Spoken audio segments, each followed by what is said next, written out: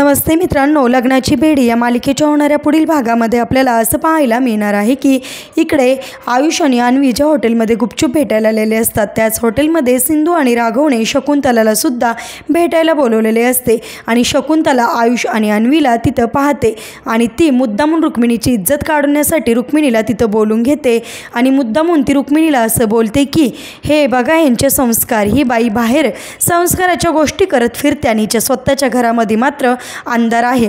त्यामुळे रुक्मिणी सुद्धा चिडते आणि म्हणते तुला असं काही बोलण्याची गरज नाही आहे। त्यावेळेस लगेचच शकुंतला अन्वीकडे जाते आणि अन्वीला फरफट सगळ्यांसमोर आणते आणि म्हणते हे बघा यांचे संस्कार गुपचूप भेटायचे असं म्हणून अन्वीची तर इज्जत काढते, त्याचबरोबर रुक्मिणीचा सुद्धा अपमान करते। सिंधूला सुद्धा अन्वी आणि आयुषला तिथं बघून फार मोठा धक्का बसतो आणि त्यामुळे सिंधू आता अन्वीला सुद्धा म्हणते तू इथे कशी काय, परंतु संस्कारावर बोट दाखवल्यामुळे आता सिंधू शकुंतलाला काय उत्तर देणार आणि कशा प्रकारे शकुंतलाची बोलती बंद करणार हे पाहणे सुद्धा इंटरेस्टिंग आहे।